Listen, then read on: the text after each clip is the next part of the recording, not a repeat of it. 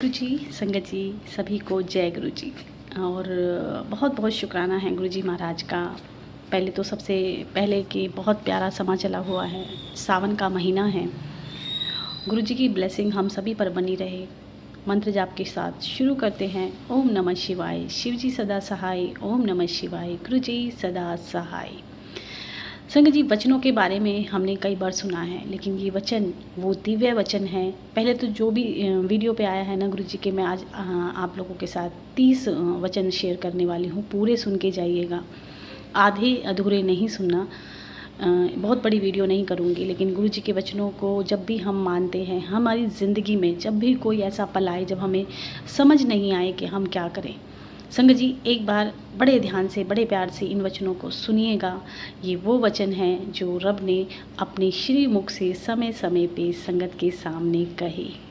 और क्योंकि सब हम जानते हैं कि गुरुजी बहुत कम बोला करते थे, तो जो भी उन्होंने कभी कभी किसी संगत से कही बात कही, या कभी किसी को समझाने के लिए कही, कभी किसी के मार्गदर्शन के लिए कही, हम उन्हीं को गुरुजी के दिव्य वचन मानते हैं।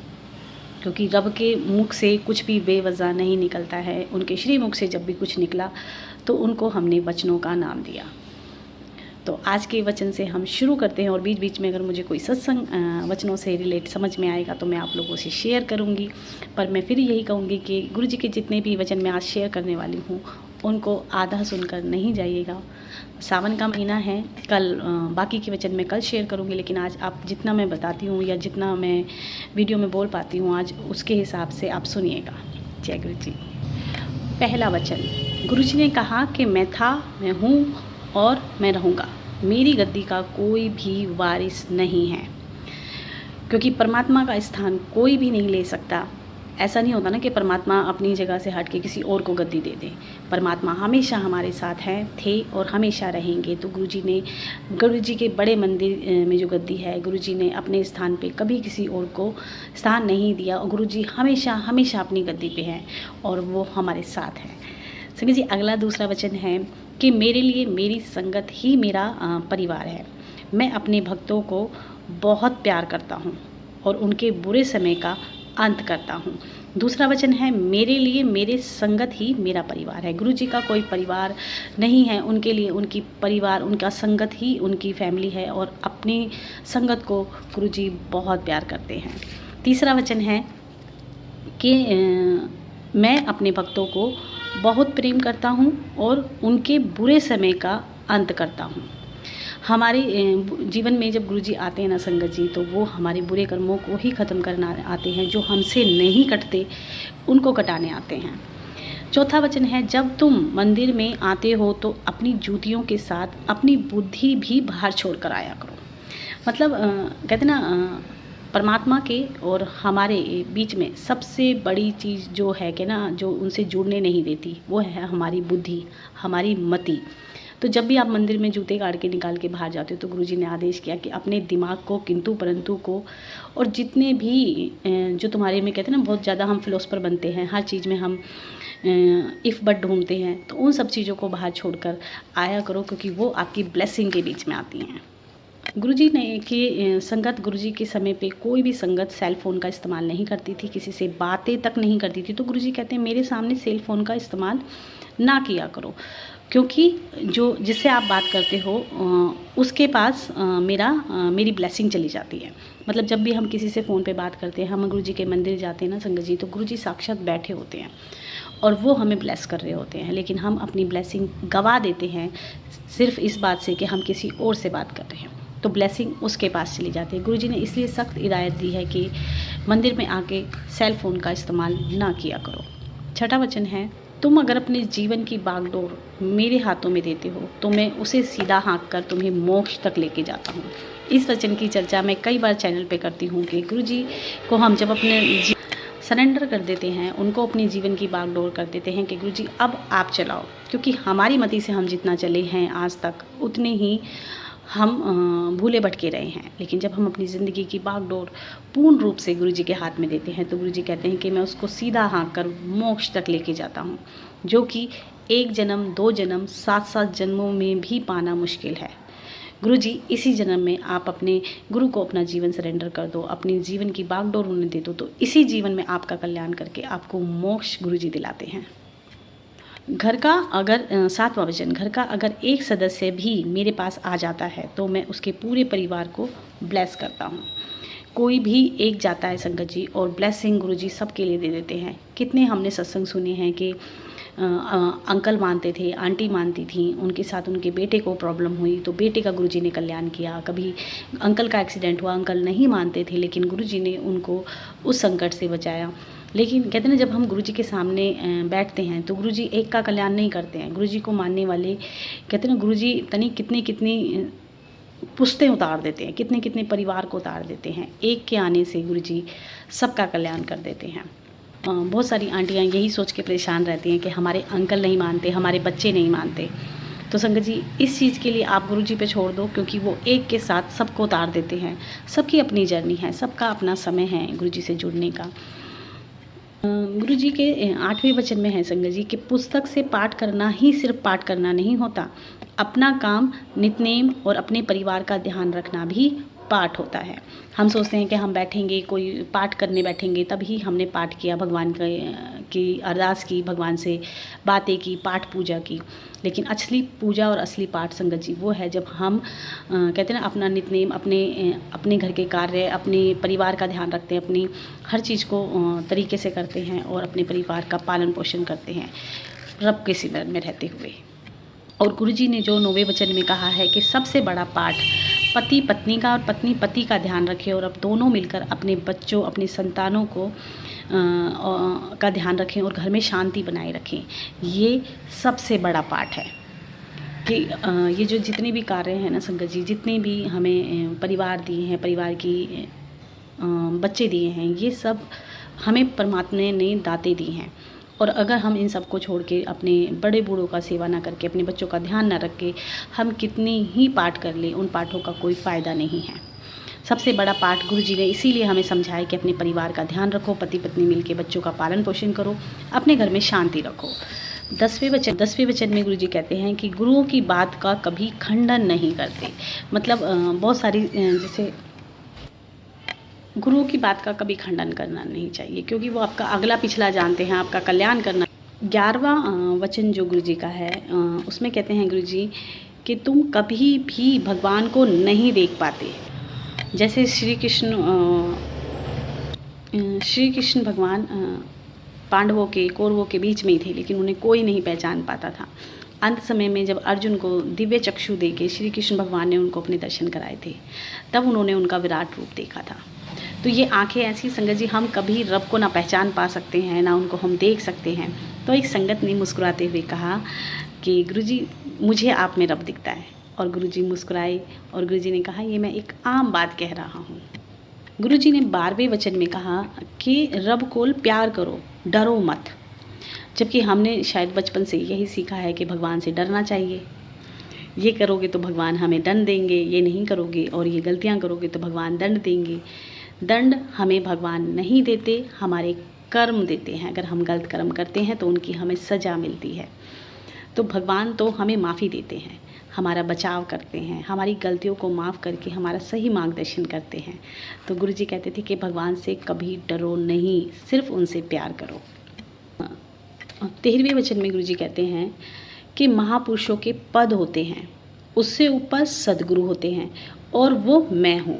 सद्गुरु ही सबके रोग और सबके दुखों को अपने ऊपर ले सकते हैं, हर सकते हैं। लोगों की मर्जी हर कोई ये नहीं कर सकता। गुरु सिर्फ ज्ञान देते हैं और सतगुरु जो गुरुजी हैं वो सबके दुखों को और सबके रोगों को अपने ऊपर लेने की क्षमता रखते हैं। और गुरुजी कहते हैं ना, गुरुओं से ऊपर हमारे सतगुरु, हमारे महाराज, हमारे गुरुजी हैं। गुरुओं को इतना कहते हैं ना, मतलब उनकी मतलब इतनी गुरुओं को इतनी आज्ञा ही नहीं है कि वो रोगों के दुख और दर्द और दुखों को अपने ऊपर ले सके। वो तो सिर्फ सतगुरु, हमारे गुरुजी महाराज ले सकते हैं। ने 14वें वचन में कहा कि कभी दिखावे के लिए अपनी चादर से पैर बाहर नहीं पसारने चाहिए। संगत जी, हम लोगों को दिखाने के लिए, दिखावटी जीवन जीने के लिए कर्जा ले लेते हैं। जितनी हमारी वो नहीं होती औकात, उससे फालतू हम काम करते हैं और इसीलिए हम कर्जों की कहते हैं ना, ऐसी कर्जे में हम दब जाते हैं। गुरुजी कहते हैं कि जितनी चादर हो ना उतने पैर रखो, उससे बाहर पैर नहीं फंसा लो। अगर तुम्हारा 10 रुपये खर्च करने के तुम्हारा बजट है तो तुम 10 ही रुपये खर्च करो। लोगों के दिखावे के लिए अपने पैरों को बाहर मत फैलाओ कि लोग क्या कहेंगे, हमें इतना करना था, अरे इतने पैसे नहीं है तो कर्जा ले लो। तो गुरुजी हमें जीवन जीवना जहाँ सिखाते हैं वहाँ ये भी सिखाते हैं कि चादर से बाहर पैर नहीं पसारो, एक लिमिट में जितनी चादर है उतना ही खर्चा करो। 15वें उसमें गुरुजी कहते हैं कि पंडितों पर अंधविश्वास नहीं करना चाहिए। अगर कोई ऐसा मिल गया जिसे पूरा ज्ञान नहीं हुआ तो आपकी हानि हो सकती है। हर कोई पंडित ज्ञानी नहीं है, हर पंडित को इतना ज्ञान नहीं होता। तो हम क्या करते हैं, हम पंडितों के पास जाते हैं। संगत जी, जहाँ तक मेरा मानना है, पंडित सिर्फ बता सकते हैं, बदल सिर्फ रब सकते हैं। तो बदलने की क्षमता जिसके पास है सिर्फ उसके पास जाओ। बताने का क्या है, बता तो कोई कुछ भी देगा। और अगर पूरा ज्ञान नहीं हुआ और पंडितों को और आप उनके पास गए तो आपको वो रास्ते से भटका भी देते हैं। कई बार तो अच्छे खासे रिश्तों को पंडित बिगाड़ देते हैं कि उसे तेरी बनेगी नहीं, वो तेरी पत्नी अच्छी नहीं है। संगत जी, इन्हीं सब चीज़ें भटकानों से और अंधविश्वास से गुरुजी बचाने के लिए हमें कहते हैं कि पंडितों के पास ना जाया करो। 16वें वचन में गुरुजी कहते हैं कि अपनी खुशहाली के लिए बर्थ स्टोन नहीं पहनना चाहिए। कोई पत्थर अगर मतलब बर्थ स्टोन जो कहते हैं ना हम कि बर्थ के हिसाब से, डेट ऑफ बर्थ के हिसाब से स्टोन पहनते हैं, गुरुजी हमेशा उनके लिए मना करते थे कि कोई भी बर्थ स्टोन नहीं पहनना चाहिए। अगर कोई पत्थर आपको नेगेटिव प्रभाव देकर चला गया तो क्या करोगे। अगले वचन में गुरुजी 17वें वचन में कहते हैं कि गणेश जी का स्थान पूजा घर में है, ना कि आपके पेंटिंग्स में लगाते हैं हम। और आपको कई बार तो पेपर वेट पे भी लगा देते हैं, धरती फर्श पे, फ्लोर पे बना देते हैं। तो गुरुजी बिल्कुल मना करते हैं कि गणेश जी का स्थान मंदिर में है, ना कि पेपर वेट पे, फ्लोर पे, इन सब चीज़ों पे गणेश जी का स्थान नहीं है। करोड़ों रुपए खर्च करके जो तुम पेंटिंग लाते हो, क्या पता कोई पेंटिंग के साथ अपनी नेगेटिविटी भी आप लेकर आ जाओ। क्योंकि कभी कभी पेंटर जो होते हैं पेंटिंग करते हैं ना तो बहुत इमोशनल होके, परेशान होके भी पेंटिंग करते हैं। तो गुरुजी कहते थे कि पेंटिंग्स ना लगाया करो, क्योंकि कोई पेंटर अपनी नेगेटिविटी भी उस पेंटिंग में डाल देता है। जी, स्टोन के ऊपर मैं आप लोगों को एक सत्संग छोटा सा मेरा मन कर रहा है कि शेयर करती हूँ। एक अंकल जो मोस्टली फिंग्स में ना स्टोन पहन के रखते थे, लेकिन उनका मन नहीं था और ये भी जान गए थे कि गुरुजी हमेशा मना करते हैं स्टोन पहनने के लिए। तो मोस्टली वो पहन के जाते थे गुरुजी के मंदिर। कुछ तो उन्होंने निकाल दी थी, लेकिन उनकी एक फेवरेट जो थी, उस दिन उन्होंने जब गुरुजी को मत्था टेका तो वो स्टोन उनका उसमें से निकल के गिर गया। जब वो निकल के गिरा, उन्होंने काफ़ी ढूंढा इधर उधर कारपेट पे गुरुजी के जो मंदिर में, दरबार में, लेकिन वो मिला नहीं। फिंगर में, रिंग में, मतलब रिंग थी लेकिन वो स्टोन नहीं था। और अंकल बताते हैं कि कहाँ मैं इतनी जद्दोजहद अपनी ज़िंदगी में कर रहा था, जिस दिन से वो स्टोन मेरी अंगूठी से निकला था, उस दिन के बाद मतलब मेरे पास ऑटोमेटिकली मेरे कॉन्ट्रैक्ट आने लगे थे, मतलब मेरे पास ऑफ़र आने लगे थे। जहाँ मेरी कंपनी घाटे में थी वहाँ मेरी धीरे धीरे प्रॉब्लम्स ठीक होने लगी थी। इसलिए गुरुजी कहते हैं कि पूरा ज्ञान नहीं होता। आप लोग स्टोन पहनते हो, बर्थ स्टोन पहनते हो, कई बार उनका साइड इफ़ेक्ट भी होता है। गुरुजी अगले वचन में कहते हैं कि अगर कोई मुझ तक नहीं आ सकता और मेरे से दूर है तो मेरे बड़े मंदिर नहीं आ सकता, तो मेरे स्वरूप से बात करे, मैं सबकी सुनता हूँ। इसीलिए गुरुजी कहते हैं कि मैं अपने स्वरूप में ही बैठा हुआ हूँ। तो मैं अगर मेरे पास तक नहीं आ सकते हो तो मुझसे स्वरूप में बातें करो। अगले वचन में गुरुजी कहते हैं 20वें में, गुरुजी के वचनों पर तर्क वितर्क नहीं करना चाहिए और इन पे तर्क वितर्क करने की मनाही है। अगर ऐसा करने से हम अपने आप को नहीं रोकते तो भगवान प्राप्ति के लक्ष्य से चूक जाते हैं।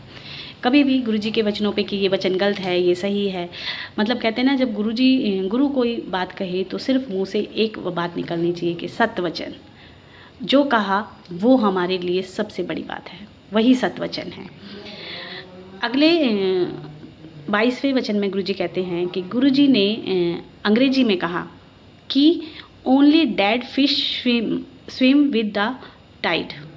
एक मरे हुए ज़मीर वाला इंसान ही दुनिया के गलत रास्ते पर चलता है। हमें गलत हालात से समझौता ना करके सच्चाई के रास्ते पर चलना चाहिए। कभी भी हालातों के हिसाब से मतलब अपने रास्ते को नहीं बदलना है। जो सच्चाई का रास्ता है, अच्छा रास्ता है, क्योंकि उसी पे चलकर हमें आगे कामयाबी मिलनी है। तो कहते हैं ना, एक ज़मीर, जिसका ज़मीर मर जाता है ना, वो मिनट मिनट में अपना रास्ता बदलता है, लेकिन जिसका ज़मीर जागा हुआ है वो कभी भी अपने रास्ते नहीं बदलता।